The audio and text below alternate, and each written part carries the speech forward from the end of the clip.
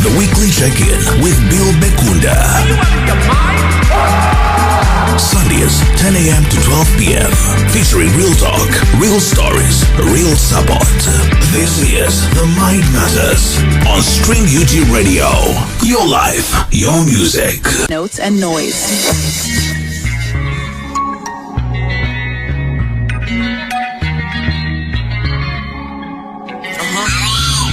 Try to find peace in the bottle, long nights in the club, trying to stay out of trouble. On river alcohol, had to learn how to paddle. Lost a lot of friends, it's a war, not a battle. The loneliness double. Staring in the mirror and all I saw was demons. Trying to clear my head, stay focused on this feeling. Had to go through the seasons, God has his reasons. You gotta go blind to the vision. Nothing lasts forever after darkest light. You gotta still believe that your future's bright. Reach for the stars, eyes on the prize. Keep hope alive, enjoy the ride. Being alive is what it takes. I got this what I am. Believe in truth and life. Being alive is what it takes. I got this what I am. Believe in truth and life.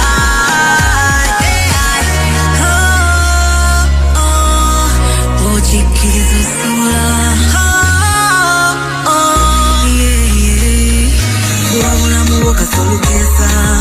Everything good once you pray hard, yeah. Shimani osobola kubanga osobola. Nanya mutima gwe gukonekitinga kusanyulyo. Just work hard on you. Obulumi bute bulungi yamu ndabulamu bwo.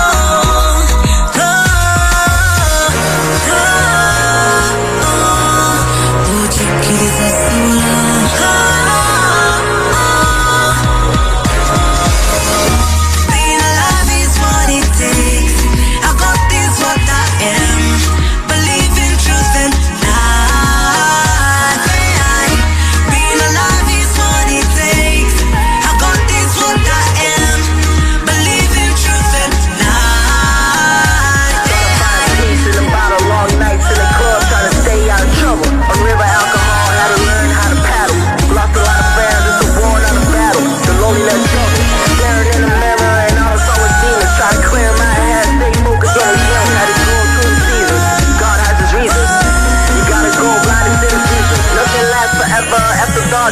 You gotta still believe that your future's bright. Reach for the stars, eyes on the prize. Keep hope alive, enjoy the ride.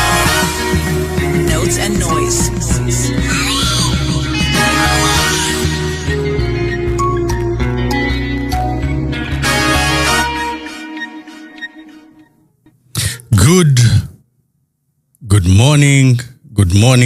Good morning. How are we faring? It is Sunday again, and this is Bill Bekunda with Mind Matters. The song you have just listened to is by Keko and Jackie Chandiru. I call it the anthem for recovery. It talks about life. It talks about life. It talks about the journey, but in brief, because it's just one song. And they are talking about the difficulties they went through, how they have overcome, and what they are doing about it today. It is always good to celebrate your achievements, and most especially when you have made this achievement of recovery from a substance use disorder. Substance use disorders the substance use disorder is the wider group divided into alcohol and drug use. Drugs, we have illicit drugs, we have licit drugs which are sold over the counter in pharmacies, we have narcotics, and then alcohol is self-explanatory because majority of us use alcohol, yet we don't even know what it is. But that is not why I'm here with you right now. I'm here with you because I have a guest in the studio who has experienced a lifestyle that brought so many problems. And he's going to introduce himself, tell us about his life, where he comes from, who he is, what he does, how he's surviving, whether he has been using or not, if he's still using alcohol or any other drug, and how life is now and how it has changed.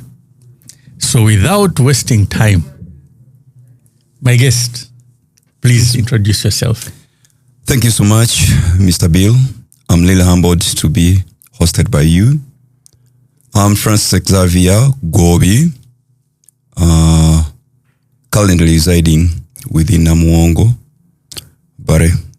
My home parish is Mpunge. Actually, it is my home village also currently. I'm from Mpunge, which is in Mkono district. Still Mpunge sub-county. I'm a married man. Mm-hmm. I'm married to one wife. Okay. And current with 2 children, expecting another one very soon. Congratulations. Thank you. Yes. Thank you. Yeah. Okay. So Xavier, yes, you are here. Thank you. And I've talked about substances. Tell me, how was your childhood like? Let's start from there. Oh, yeah. Thank you so much, Bill, once again. I was born, as I said, from Ponge, of an Adventist mother, and my father was a Catholic. That was in 1983. Yes. But when to go to 1991, when I think I was 8, I shifted from my mother's place to my father, because my father, he was a staunch Catholic, but he was polygamous. Polygamous, yes. Yes, he had a legally married wife who became my mother, actually, with whom I spent most of my life. You are the firstborn? Or with between now my mother and my father, I'm the first. But my mother had other children, and my father also had other children. Okay. Actually, I'm the youngest generation of my father.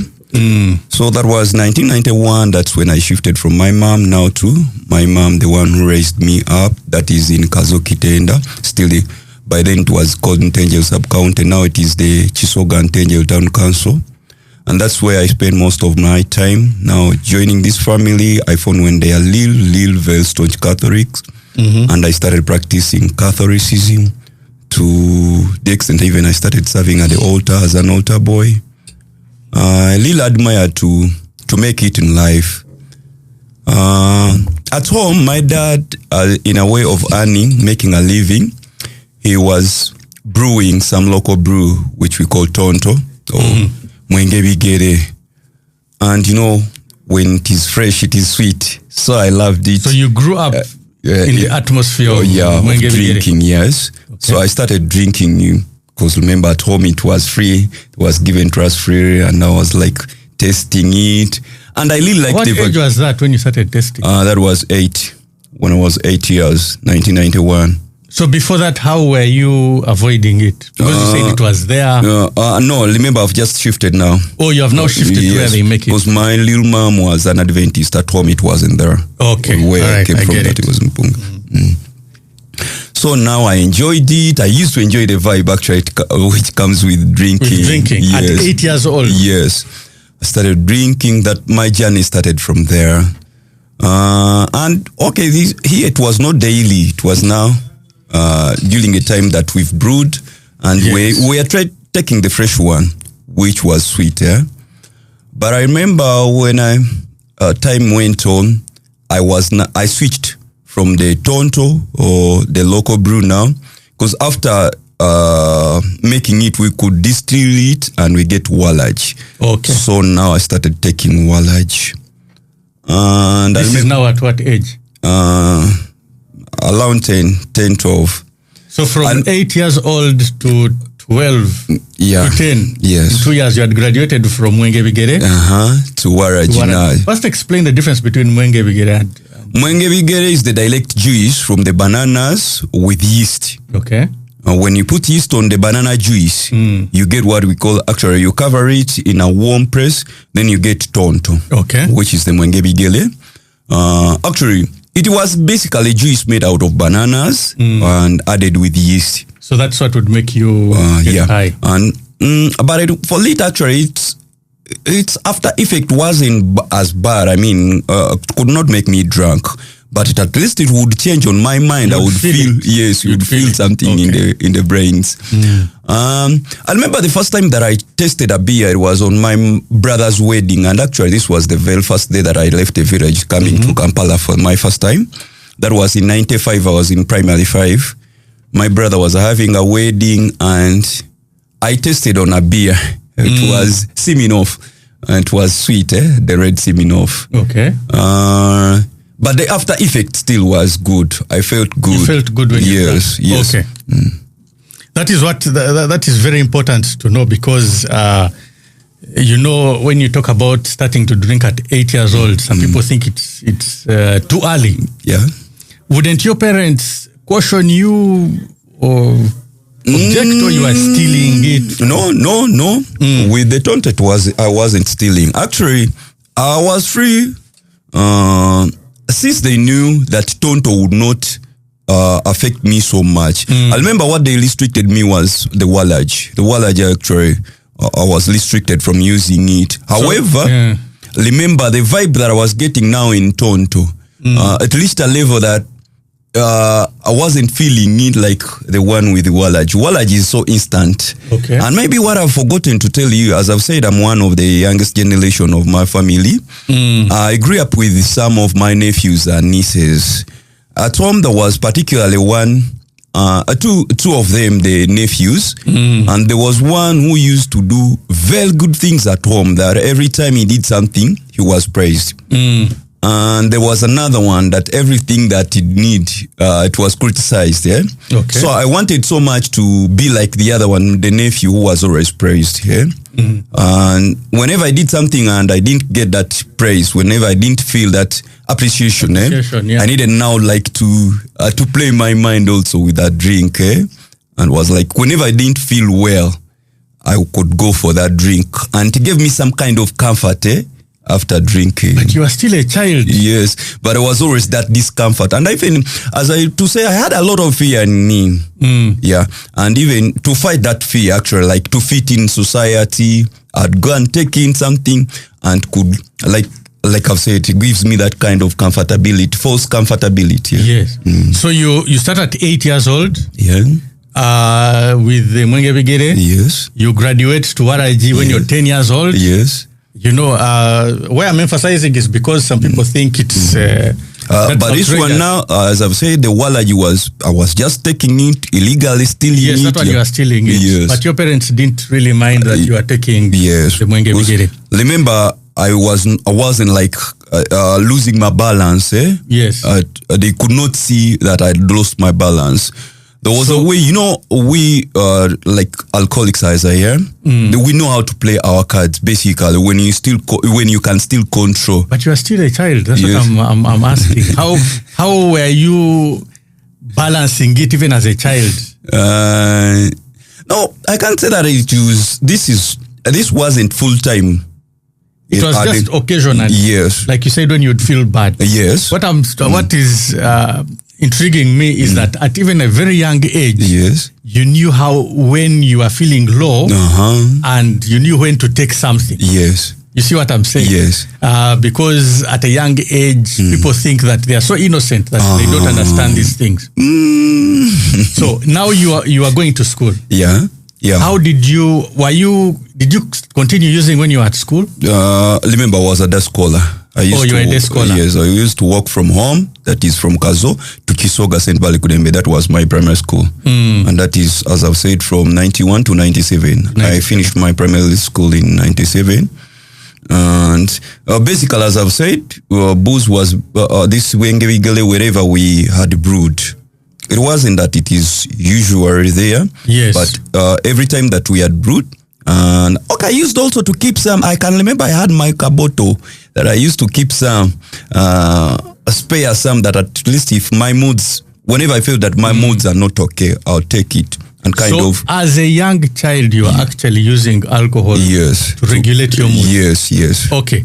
So you go to senior 1. Now I joined a seminary. You joined the seminary? Yes, I went to St. Joseph's Seminary in Nyenga. And there, there was some kind of restriction that we are not allowed to take it on a daily basis. But there are some feasts Like I know my hobbies of Nyenga. I cannot forget the 19th of March. It was a very big feast day, and on that feast day, we were allowed at least to take some taunt, like even at the level of senior one. Yes. You are allowed to drink in the seminary. Yes. Okay. We were being given, but not now hard drinks. This was a taunt, eh? Yes. However, for me, like there is what we used to call outings. Yes. That some Sundays we would go for outings after lunch. We were allowed some time to move out to the nearby center, which was Nyenga. And now maybe what to give you a picture. Nyenga is not very far from the Njelu, where the brewery for Nile Breweries is. Okay. So for me, whenever we are given that time, those hours for time out, I'll go direct to the breweries, because by then a bottle of beer, let's say Nile, in the normal shops, it was 800, and at the Nile Breweries it was just 300. Okay. So in those, because it was from 2 to 5 when we allowed to move out, for me I would land direct to the Nile Breweries, and I would get some beer. You get cheaper alcohol. Yes. And then you take it. Yes. Then I also land back, but that was illegal. However, now I had a group of my hobbies. I know some of them are listening now. Yes. We used to call ourselves, who were like the big five, had member of five, or 5 members. Who actually we were being disobedient. It wasn't that now we're allowed to drink normally, because as I've said, it was on feast days. Okay, on feast days. That they were giving us some brew, a local brew, and it was always regulated. But for me, I could not go for that regulated one. Actually, it was kind of a spark. Now, you might be knowing that for me as an alcoholic, I cannot now taste an alcohol, because it sparks me, or it triggers or more. Yes. So that's why whenever I escaped, I mean, it wasn't real escaping, but we were given time out. I would rush to the breweries to get more, to take more. And remember, even at the brewery, they would allow you to drink as much as you can, but don't move out with a bottle. Anyone, any visitor? Whoever wants to drink. I don't know if it is still the policy. If I went there now. Yes, with your money. With your money. Because they have a brewery canteen. Okay. Where you buy beer cheaply. And you can drink as much as you can. You can buy as much as you can, but you are not allowed to move out with their empty bottles. Okay. What I know, when you enter inside, there where you use cups, you can take as much as you can. Okay, let's not promote them. We might encourage some people now to start to go and visit. Sorry. But anyhow, so now you're in seminary. Yes. You're studying to become a priest. A Catholic priest, yes. But here you are going to buy for yourself alcohol. Yes. How did it affect your studies? It will. Because I remember it was on 24th September that was 2001, I was in S4. We moved out. We had stayed at school for holiday studies. Then on that 25th was the beginning of that term. So for us, we are given that time out. To move out on a Sunday. For with my team, we went now to the brewery. And two of us, we overdid it. Coming back, in the seminary is what they call silence humanium, time of great silence. Instead of silence humanium, for me, I was just talking, as one alcoholic can be. And the next day, the rector by then, he called me to his office. Instead of going for the morning prayers, he just called me to his office, and I was dismissed. For drinking? Yes, for the whole of that term, I wasn't at school. I was at home, reading my books at home. And it really affected me, because I would have performed far much better. But yes, I was able to get a first grade, but it wasn't the one I wanted. Okay. Because I remember I got 21. Yes, I think O level was 21. That's what I got in O level. And it was by God's mercy that this lect allowed me to come back and do the exams. So by the time you did your exams, I wasn't I wasn't residing at the seminary. I was now out, coming for papers, and I wasn't allowed actually even to interact with the other seminarians by then. Okay. Just come for the exams, and after your exams, leave us. You just come for the time. Actually, 5 minutes before the paper, sit for the paper, then you leave. That's how it was, and it really affected me because getting 21 wasn't out of 8. That's not what I wanted. Yes, but you wanted 8 out of 8, or maybe or 10 at least. Yes, at least, yeah. Now again, I had to go for my S5. I first tried Sentibali Kudembe Chisoga, but still I was struggling now with drinking. Okay. I wasn't able, and because this is a Catholic school which is so strict, so I was there for 2 terms. In the 3rd term, I had to change now, go to Namungona. You changed yourself? Yes, yes. And what was your father saying during this time? Obviously, I can't say that he was for it. He was against it. But now, one thing that I've forgotten to tell you, for my S5 now, I wasn't staying at home. You had moved to stay on your own? Yes, because now the school is 2 kilometers away from home. And remember the school being serious where we needed to do plebs, to do what. So it was like, you remember this, was it Red Banton Iso? Who was the guy? There is this guy who read the dogs out. It was like that. So, yes. Yes. So from the seminary where I was, there was some kind of restriction. Now I'm living on my own. So you rented out your place, or they got you a hostel? I was renting out. So your father was paying for it? No, I had made some little money during the S4 vacation. How did you make that money? I worked with some petrol station. Okay. And I was really making some money. You're making. How were you behaving at that petrol station? Oh, God, I can't tell. It was another bad life, because I remember every evening I was drinking. Every evening. That's the time actually I started even going for clubs. I would leave the station, go for the clubs, then come back. But I remember, one thing that I know is I'm weak physically. And one of my sisters had told me that as a weak person, you will not manage heavy work if you don't go to school. Okay. So I still had some consideration for school. So you are drinking daily, heavily. You were working, you're independent. You're still a teenager. And still thinking of school now. Still thinking of school because I remember one of my friends told me, when I was going back to school, he told me, but why don't you stay? You've been earning. This is one guy who was in my team we used to enjoy life with now. What I could call enjoying, actually. It wasn't enjoying. He told me, why are you going back to school? And I said, no, I need to go. Yes. Okay. And even having seen my brothers and sisters, because most of my brothers and sisters had graduated, I really wanted to make it in life. It was my dream that I wanted to make it in life. So I went back to school, and even now, Namungona was kind of freestyle. We're drinking on a daily basis. Actually, I became a DDO, daily drinking officer. Yes, I remember those terms. Yes. And Namungona was there was Nankurabye, Chiaye, Mubinyira, and even Makelele. It was I could access those areas. Okay. And I dislike to call myself that I was clever. I wasn't that clever, but at least I had a way of creating friendship with. Well, you were drinking and partying, and you still got 20 in 8, 21. That is a very intelligent young man. Man. But now you're independent. Yes. You're making your own money. Yes. But obviously now I had to go back to school, and now for S6 actually I got some funds from one of my brothers who was funding my education.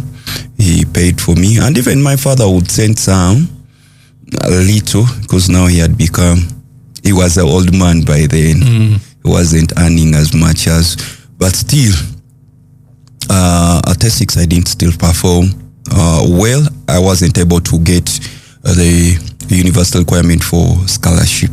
So was there any suspension? No. So A-level was brisk? Yes, it was little good, but with too much drinking. So you were drinking, you were still performing averagely? Yes. You were living on your own? Yes. You were getting money from home plus your own? Yes. And you managed to basically pass your S6? Yes. All right, so now we have now you feel you're even an adult? Yes. And now, once again, I meet one of my formators. And what I've not told you, before I was good at drama acting, and actually I was writing some plays for the seminary. Okay. So one of my teachers, he was a priest, I meet him and he tells me, but Francis, do you know that you are such a good guy, talented guy? Actually, he called me drama actor, Munakatemba.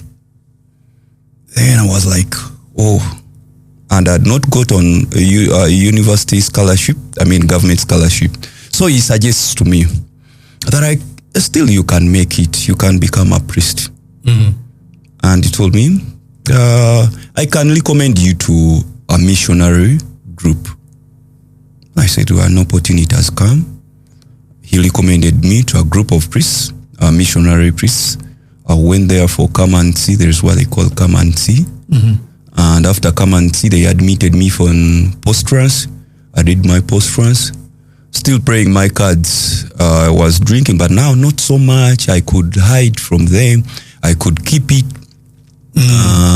Then they sent me to Arusha, Njiro, to the seminary, the major seminary, to do my diploma in philosophy and religious studies. As I was doing my degree in philosophy and social sciences with the Catholic University of Eastern Africa.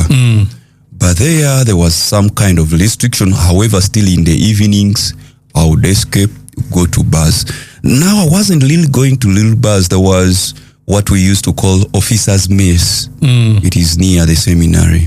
And there also alcohol was cheap. I remember by the time we were in Arusha, a bottle of Safari was my favorite beer in Arusha. It was 800 in normal shops, but at officers' mess it was 400. About half the price. Yes. Okay. So I used to go there, and that's how I learned Swahili. Maybe to give you some of a story of how I learned Swahili. The day I went to Arusha, it was in August. And there is what they call Nani Nani. Nani Nani is like a show, that Lugogo show on around Independence. So somebody sold to me a beer bottle at 1,600 instead of 800. And when I went back to the seminary now, I shared with somebody and told me, no, a beer is supposed to be 800.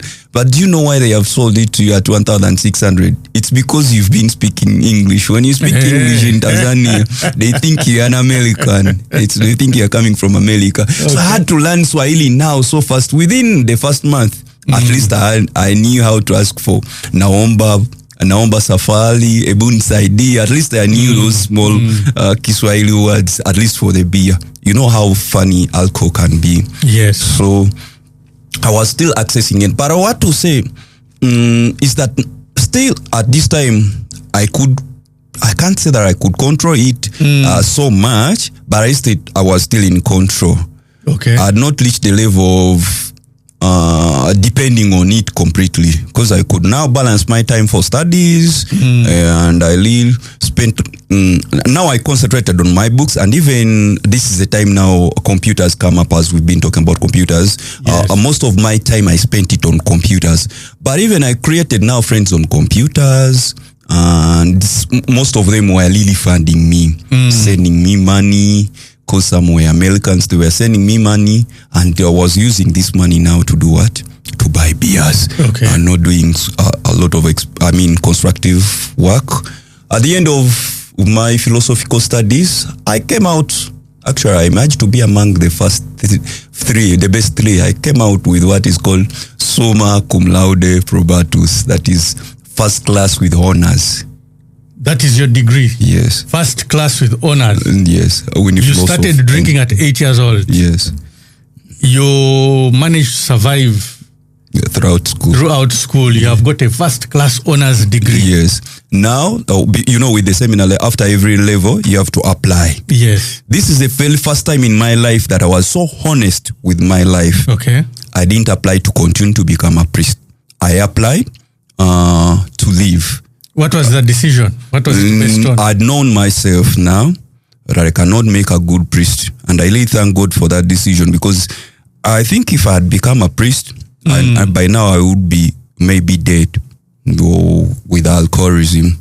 Because you're not dead now, so we say it was by grace of God. Okay. Actually, it is by grace now that I'm still alive. Yes. But it was such a terrible decision that my elect and my formators didn't like it.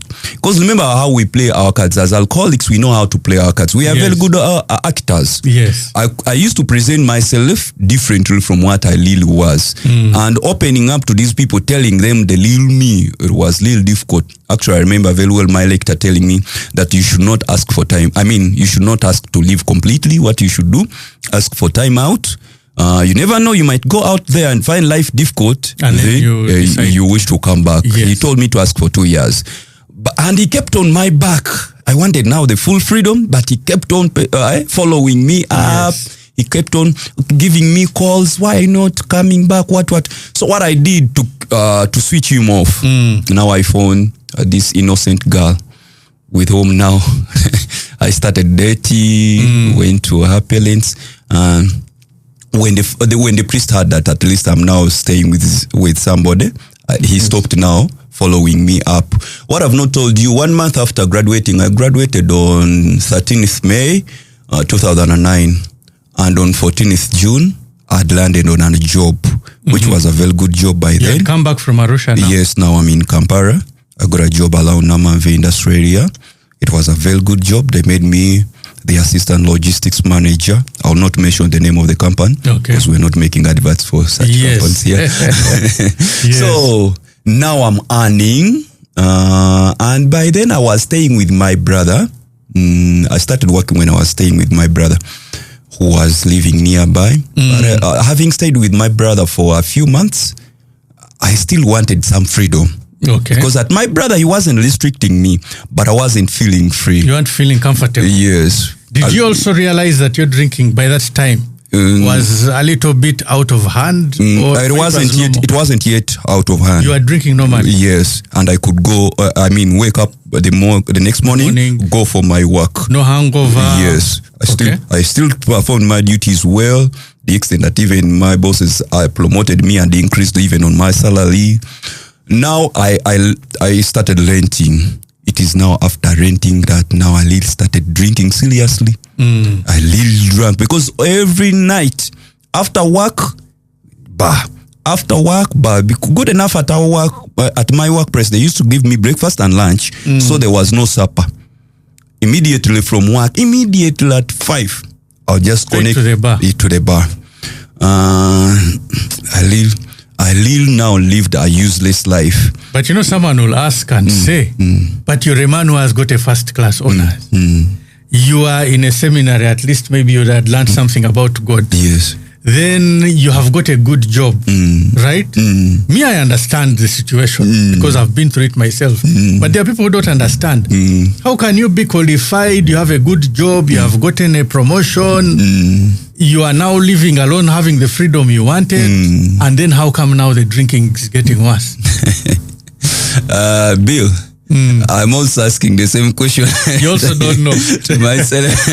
But anyway, we get to know now that I think we are coming there later on in our sharing. But what we need to know is that this is a sickness. It is a disease which affects both the mind or the brains and the body. And the body, yes. And maybe you've lashed me to this day, but it's that I'm allergic to alcohol. I have an allergy of alcohol. But that after effect, I really enjoy the after effect of alcohol. Okay. At this time, I'm telling you, I was still enjoying the after effect. I was still enjoying the vibe. Yes. Because I could go to the club, drink, and even the next morning. I remember, by then even I'd got a vehicle. And after work, we were working in Namanve. I would drive maybe sometime. You remember the Porsche? Yes. The Porsche was my good spot. Yes. I used to enjoy life at the Porsche. Then a Capital Pub. Yes. These were my favorite. And I used to spend almost, I could go back home at around, let's say, 4 a.m. Driving yourself. Then I sleep maybe for 1 hour or 2 hours, wake up, shower, and go back to work. I remember during that time, before bringing in this lady that I have children with now, there is a day I got my salary, then I subtracted half of it and I put it in an envelope I had a dustbin in my room, and I put this envelope in that dustbin. You're hiding it from everyone. But then I went to drink. I had got that money on a Friday. I went to bar. I drank the whole night of Friday, Saturday the whole day. Then I come back on Sunday, around break time. Now I'd forgotten about the money. I'd forgotten everything about the money. And now coming back, I didn't have any money on me. But I started now living like, you know how alcoholics behave when we don't have money. And maybe what I've not told you, some of these bars, I had what is called the face value in drinking. That in some of these bars, whenever I entered there, they would give me beers. They would give you without asking for money. Yes. And then they wait until the end of the month when I come to do what? To clear. So I spent like 2 weeks when I'd not recognized that I have money in this dustbin. And one day this Sunday was little broke, and I had accumulated debts in bars and was feeling now to go to these bars. Yes. So I said, let me stay home. I'd even lit my charcoal stove to prepare breakfast. And I was cleaning my room. Remember, by then I was still alone. Yes. But in cleaning, after cleaning, then I got this dustbin to take it out to burn the garbage. I was going to burn the garbage. I saw an envelope and I said, what is in this envelope? I'm telling you how funny and crazy how he's saying alcohol can be. Opening the envelope, there was money, 300,000. Oh God. It was like I'd picked this money. It was like, it is not my money. Do you know getting water and power on the charcoal that I'd lit on the charcoal stove? Just put everything now back in the house. I didn't even shower. I just dressed up and straight to the bar. Straight to the bar. To finish your money. Yeah, it was like I was fighting with it. Yes. So I remember even one day, one of the jokes that I've ever had with the mother of my kids, she was telling, but why don't you keep man on you? And I was like, sekumira komulabi. I don't keep the enemy on me. Yeah, because when you have it, it's an enemy. You go to drink. Yes. Okay. Basically, that's what was happening to me.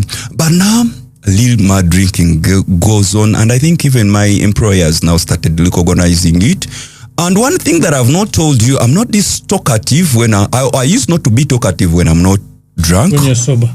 Yes. Yes. But every time I drank, I would talk so much and I would disrupt in meetings. I remember one day we had a party meeting for the company and it was organized on Hotel Africana, but my director, the CEO, ordered the HR that don't give that guy any beers. They had already realized that, that you're a problem drinker. So, on the party they told the HR that don't give that guy any beer before the meeting's done, because they knew I would disrupt their meetings. Yes. So, and she commanded her to keep for me at least a crate of beer, so that you can drink it after. Yes. Okay. And that's what happens for them during break. At least, or those the normal drinkers, they drank, then lunch they drank, because we had intervals for breakfast, lunch, and then go back for the meeting. This was my first day to recognize that, kumbe people even know about. Yeah, people have started recognizing that there is a problem here with my drinking. Yes. And even after that, I think I first asked for time out to go. I told them that I was going for my studies. Yes, I went for studies briefly to do a certificate. Then I came back. I employed back, then they re-employed me. But so is it the same place where you are working? Yes, okay. Same company. But now, after a year of working with them, and this full year, by the way, I had even now a child, and even the mother of my children now, she was pregnant. But the whole year, there is no day that I can tell you I spent the whole night at home. Throughout the whole year, every day I was in the bar. And this is when now hangovers started hitting me, that I would find an excuse not to work. I would call them, tell them I'm sick, I'm not working today. I would find any excuse. A reason, yes, very many excuses. So I remember actually stopping me. They didn't tell me direct that we've dismissed you, but they gave me a forced leave. I went for leave. It was a very valuable normal thing. They gave me 3 months leave. Okay. And in that leave, this is when I really became, I can say, completely dependent on alcohol. Yes. But you were still drinking every day. Yes, but now it was too much. Yes, I would wake up in the morning, dress up like I'm going to work, just end up in a bar. Stay in that bar. And now even I wasn't comfortable in going to these public bars, famous bars where I used to go. I used to go now to Kafunda, Nalongo's Press. So, and this is when I started developing characteristics of a cockroach that I never wanted to walk during day, never wanted people to see me. I prefer to walk during dark time. Okay, so the whole day you were at home? No, I wake up very early in the morning, go to the bar.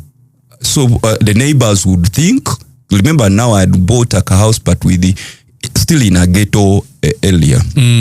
The neighbors were so near, they could see me. So I would wake up and as if I'm going for work. To work, smart. Yes. And you walk straight to the bar. To the bar. The owner of this bar she had become now my friend. Okay. Actually, I would even help her do the selling. When she's busy, I do the selling. And now I'm not even on beers. Now I'd started Lil Kasese. Actually, we used to call it Masinike. This is when I developed, I remember in that village, they even changed my name now. What I've not told you, what I've skipped before, during my when I was still okay, I had teamed up with friends of mine with whom we had studied the Marx and Marxism when we are doing our philosophical studies, and we wanted to start up a political party in Uganda. So we wanted to start the Uganda Communist Party. And they had chosen me as the president of that party. Hey, so we are looking at a revolution. The day we are going to register that political party, yes, I drank my head off and we didn't go. Okay. So now here, these guys are calling me comrade. And up to now, when I go back to that area, they call me comrade. Yes, comrade. Yes. Knowing that I'm one of the communists. However, now I've changed. I'm no longer communist. Now are you let's not go there. Yeah. Okay. So now again they change on top of comrade here. This time they add on Kadibaka Sempala, meaning that the spring of Sempala never runs out of water. Okay. That's because every time I had a bottle of Wallach with me. You are always with a bottle. Yes. And that's why people decide to call Kadibaka Sempala. Now when the 3 months elapsed, the day I went back for work, they told me, no, we no longer have room for you here. So from that time now, I started hustling, making ends meet. And this is the time now, this mother of my children really had time with me. I was about to ask that. I'm not earning anything. Yes. For her now, she was working. And she took over the responsibility of taking care of the children and times also taking care of me. Time came that she really got tired of me and we separated. Okay. And now separating, she did not divorce me, it's me who left home. You just walked away and didn't come back? Yes. With your clothes in a bag? Yes. And you told her that I'm leaving? I didn't even tell her. You just got your clothes? Because remember now, even during this time, I could go and spend maybe few days too. I'd started now spend a week without coming back home. Okay. Now I went and I never came back home. And even I did not take the responsibility of calling them, knowing how they are, what's happening with them. And she would maybe just get stories. Now this such and such a thing is happening with him. And this is when little drinking started becoming a problem. And I remember, and now in a bit, because I was also feeling it and I had no control. I was really now struggling, trying to find a control, but I could not. I remember I went and started even selling books of one of the great men, Alaon Mukono. He had written books. And it was now the Matters Day, 3rd June. I went to Namugong. And every book that I sold, I'd use that money to buy a pack of coffee spirits. Coffee Spirit was is a type of waraju. Yes, it was in sachets. Yeah. Yes. So I could sneak in. Remember that year there was some kind of security at the shrine. They were not allowing people to enter with alcohol. But for me, I sneaked in alcohol. And I drank. I became a nuisance that day. And it's when now my friend Agnes Nandutu got me on Point Blank. Tell us about that. And I was broadcasted on NTV Point Blank and Zungru. So, what were you saying? Very many things that I cannot remember now. But anyway, yes. all I can remember was a nuisance. That is called public humiliation. Yes. This is what alcohol did to me. It went as much as even affecting even my dignity, my personality. So you were there and you went to watch TV, or the people called you and they started calling me now. Even one of my brothers called me. I don't know, maybe some of them still have these creeps, because I remember one of them showed me that creep on TV. But after the Matters Day, as I was walking around, I had these guys of video halls playing my voice. In your area? Yes. So I was like, what is this? So I started now to look for a solution. How can I overcome this drinking? Fortunately, one of the guys that I was drinking with, he knew about AA, a recovery program. Yes. And he knew about NCC. It was a recovery house within Zambia by then.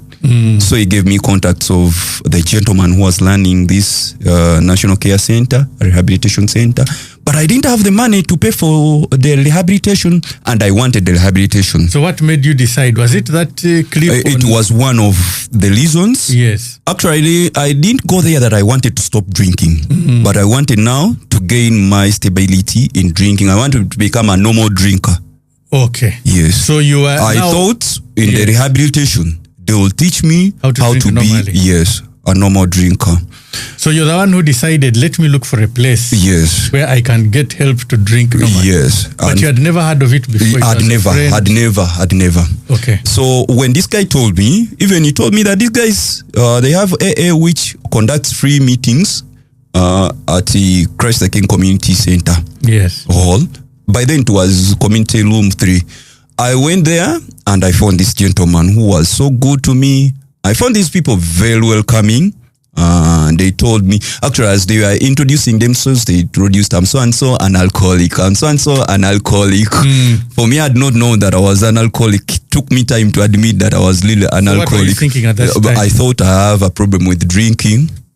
But given time, I can control. You never know. Yes. So I explained to this gentleman, and we agreed. We made a deal that he puts me in, but I'll be doing casual labor there. Okay. That's how I would pay for my rehabilitation. For your rehab, yes. And I went there seriously. Now I really wanted to recover. When I went to the rehab, I stayed there for 3 months. After 3 months, I got out.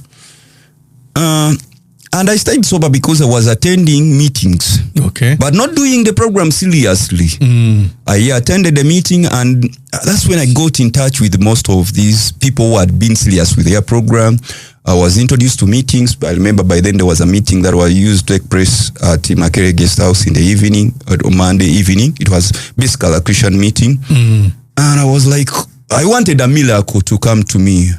But my idea of a miracle was like these miracles of born again churches, where they you fall down, then you convert, and so that's what I expected. So when I was given another advice to go to one of the pastors to pray for me, I went to.